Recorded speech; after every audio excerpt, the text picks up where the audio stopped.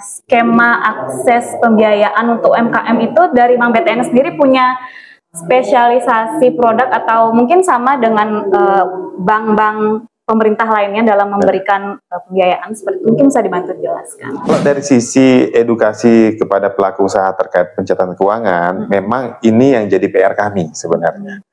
Nah, karena beberapa pelaku usaha itu belum terlalu familiar dengan pencatatan.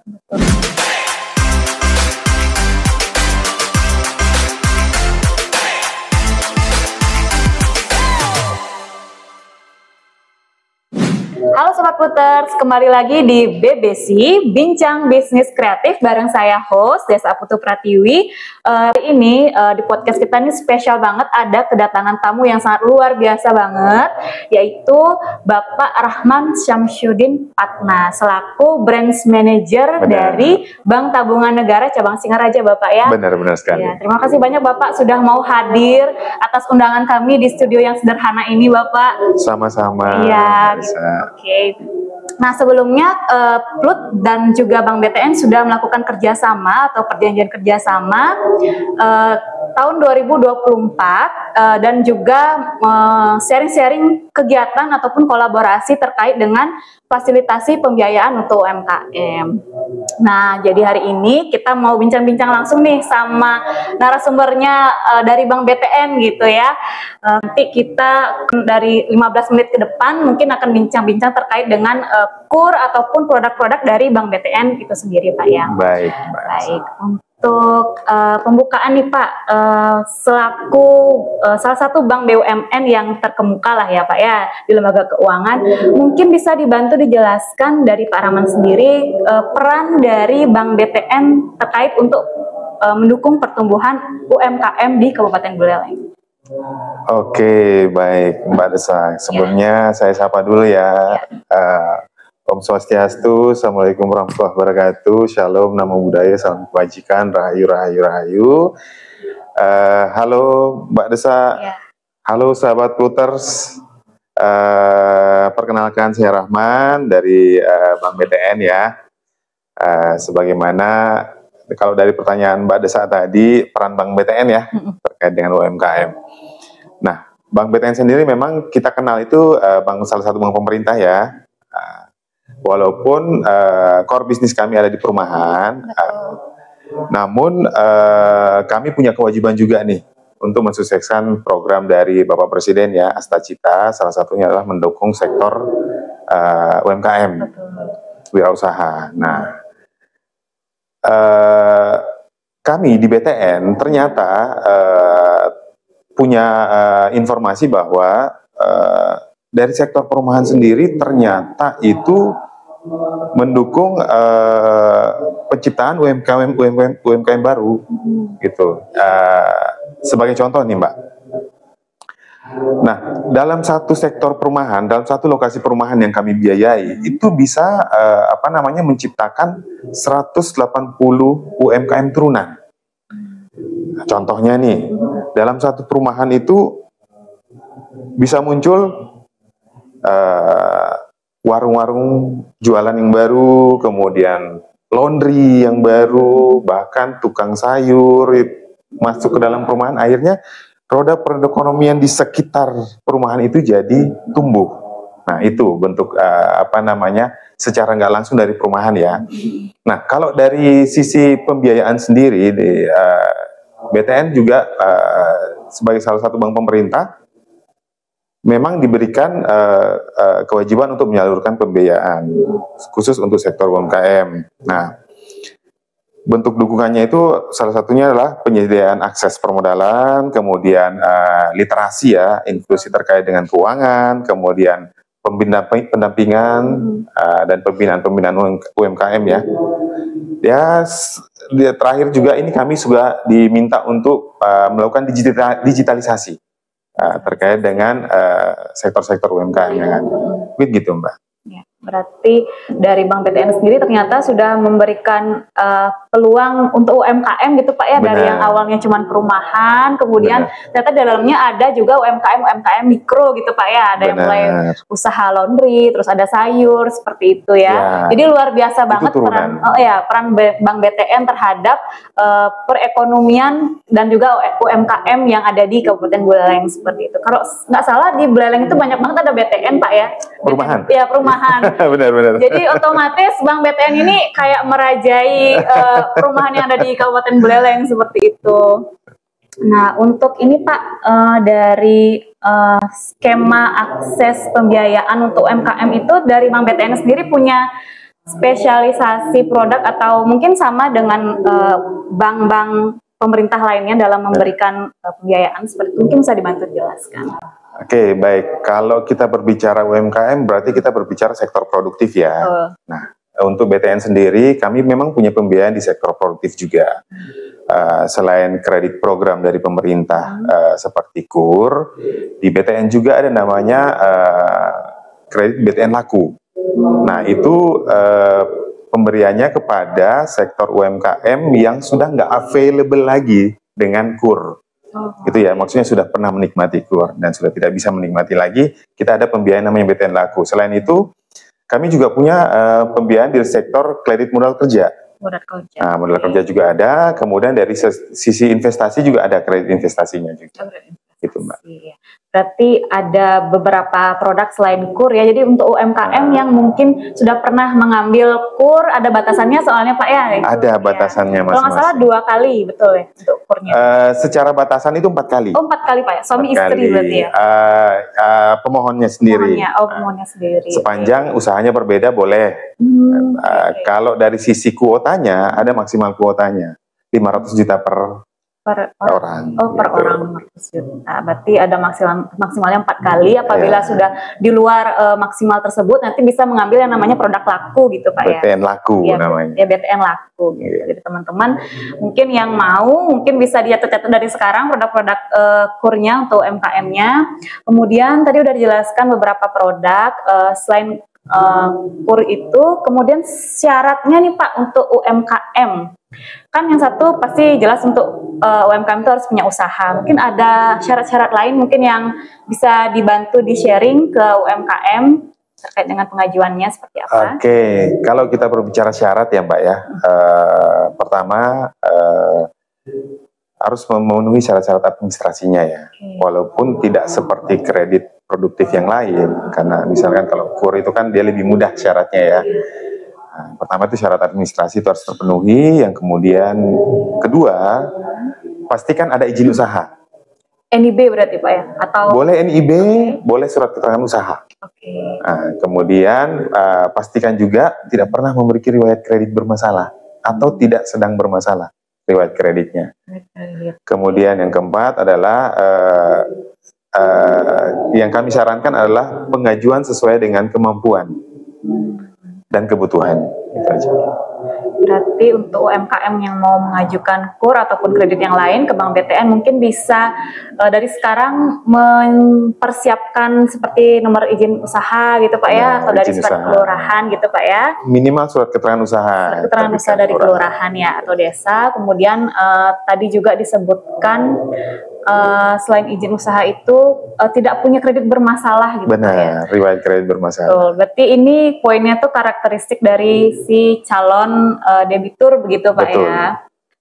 Teman-teman mungkin ada beberapa yang punya ini nih Pak, vintage Pak, kayak pay letter atau seperti pay letter yang seperti itu. Kadang-kadang mereka kan nggak tahu nih Pak, ternyata hal-hal kecil seperti itu bisa tercatat di BI checking gitu. Oh betul. Ya, betul, jadi itu mungkin juga diperhatikan juga ya untuk UMKM yang mau mengajukan KUR supaya nanti nggak macet di sana Pak ya. Benar, gitu, benar. Pak, ya.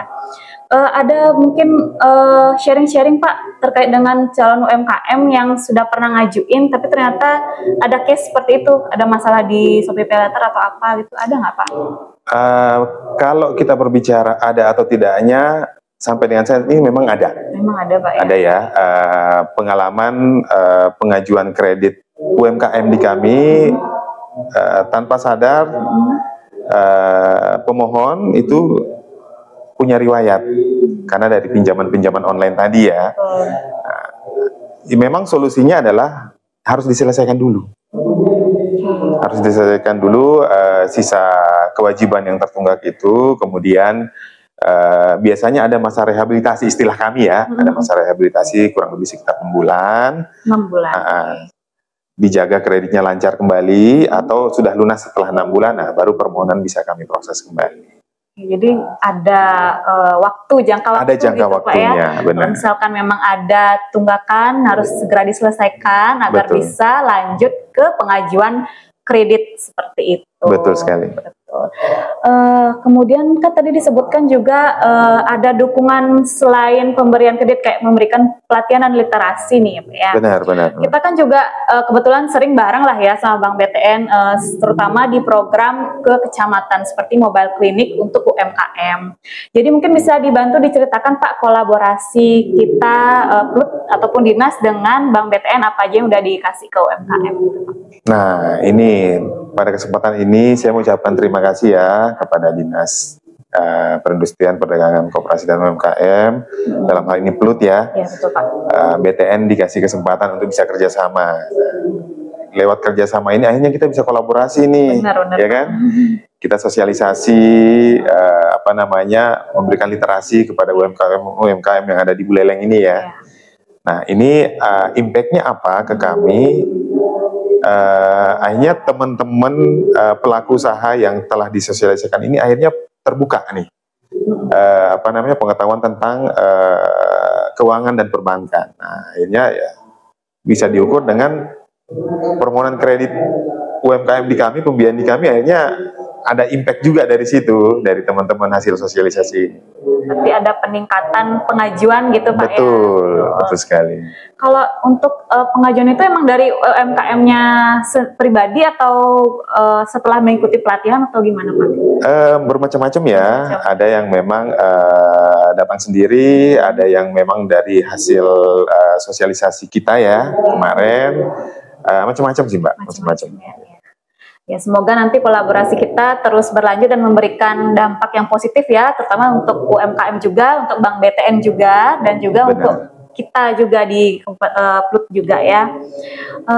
Mungkin juga nanti bisa dibantu untuk menjelaskan nih Pak, kalau misalnya UMKM yang dia itu punya kendala atau masalah, misalnya nggak nyatet keuangannya dia Pak di usahanya gitu kan kalau misalkan kita ngajuin kredit kan nanti perlu juga tuh diwawancara biasanya tuh Pak yang berapa pendapatan dan lain sebagainya. Betul. Jadi kan agak ribet mungkin ya. Mungkin ada saran mungkin untuk UMKM biar gampang nanti mungkin pas reviewernya datang wawancara gitu Pak misalnya.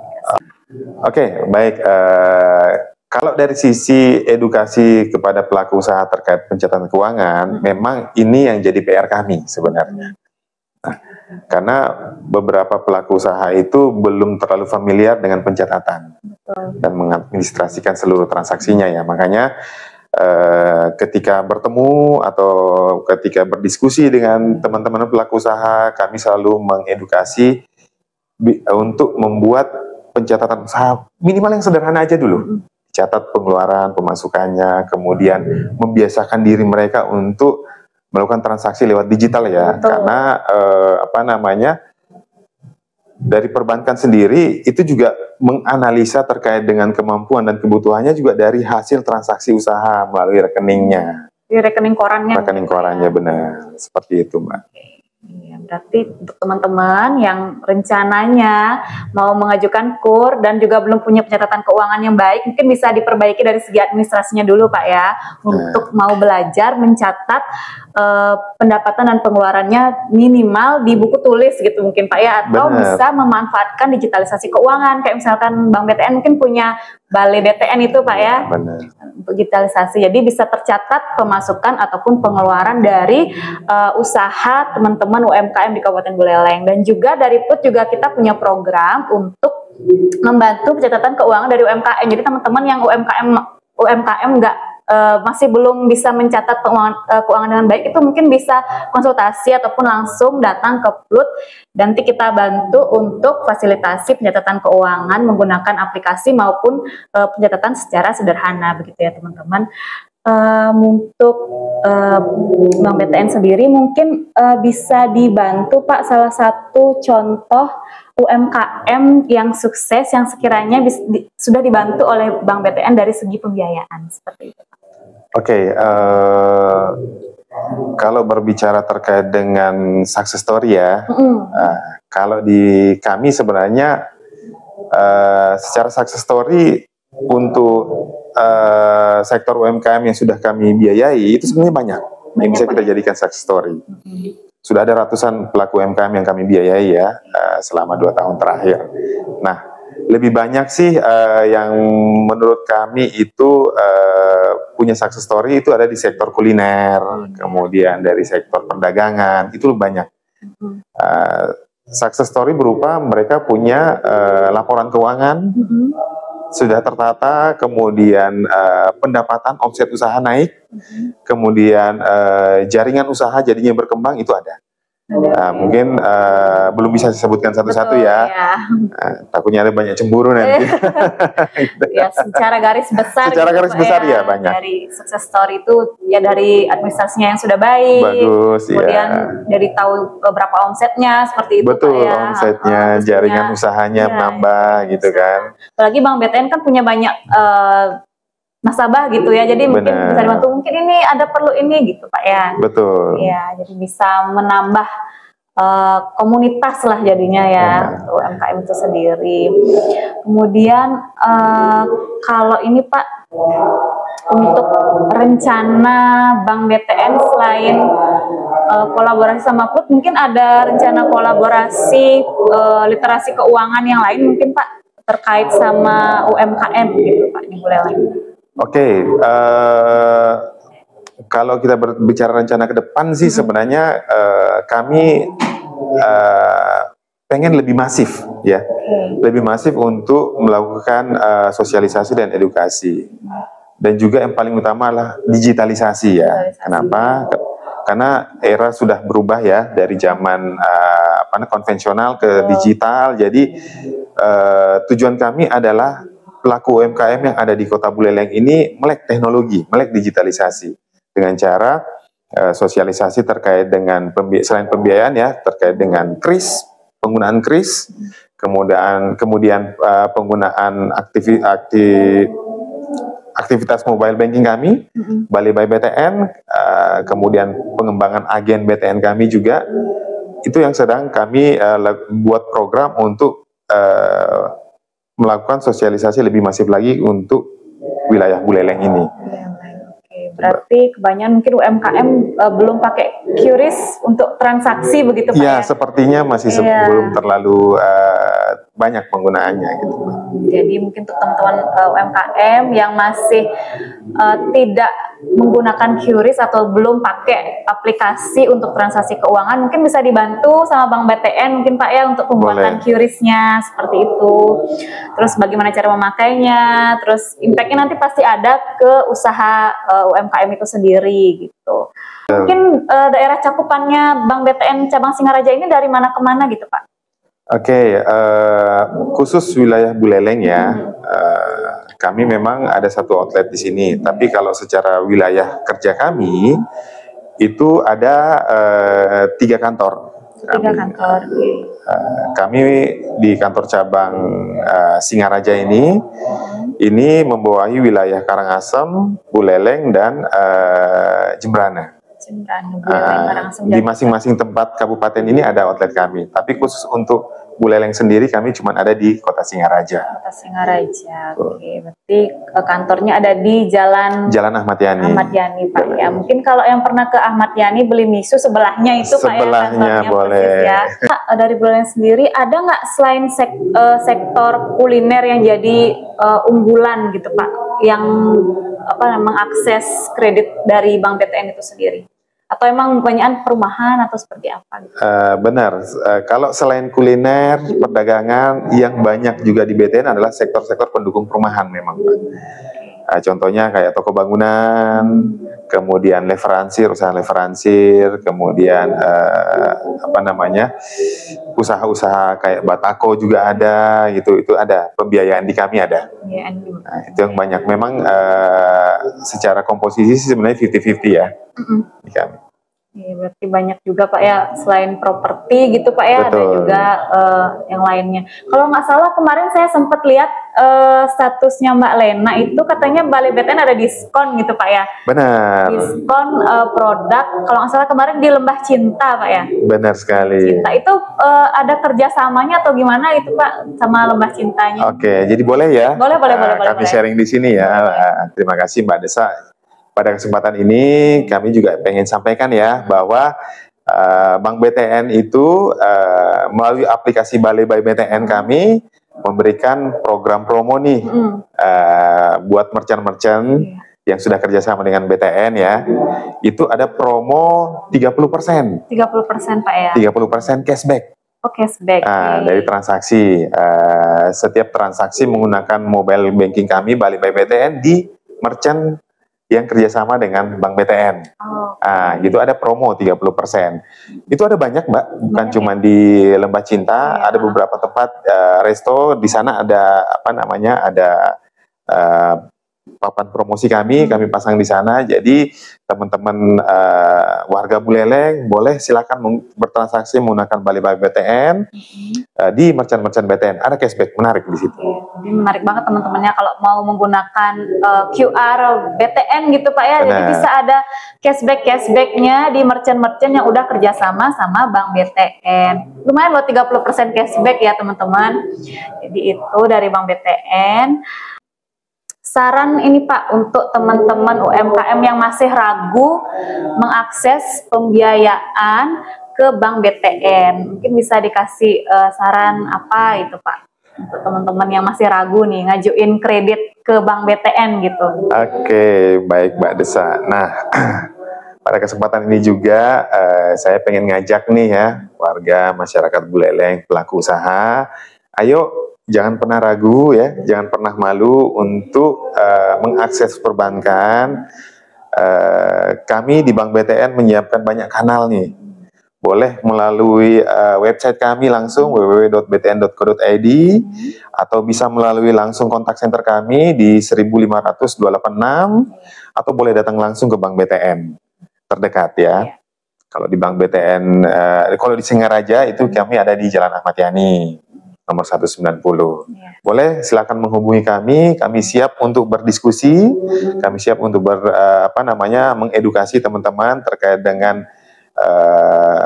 pembiayaan untuk UMKM, syarat-syaratnya apa, dan pengembangan sektornya seperti apa, itu kita bisa diskusi. Mungkin mau memperluas usaha seperti apa bisa diskusi gitu Pak ya. Betul, kami kan membuka. Bank BTN kan luas banget jaringannya Pak ya gitu. Karena BTN ini Mbak selain sebagai pemberi modal usaha, kami juga memfungsikan diri kami itu sebagai konsultan sebenarnya. Untuk mengedukasi teman-teman nih, jangan pernah ragu ya, jangan pernah takut nih untuk ngambil pinjaman di perbankan ya. Itu Mbak. Ya, asalkan itu sudah memenuhi syarat dan juga kewajibannya sudah terpenuhi, jadi aman gitu Pak ya, gitu untuk teman-teman UMKM. Tadi juga sudah jelaskan. Kemudian nanti kalau misalnya mau konsultasi bisa menghubungi websitenya ataupun juga bisa langsung datang ke kantor Bank BTN yang ada Jalan Ahmad Yani. Sebelahnya Mixu Ahmad Yani ya Pak ya, betul. Benar sekali. Ya. Kemudian terima kasih banyak Bapak atas waktunya karena sudah menyempatkan singgah ke Plut nih Pak untuk jadi narasumber kita hari ini. Kita akhiri podcast BBC pada hari ini. Sampai jumpa lagi Sobat Puters.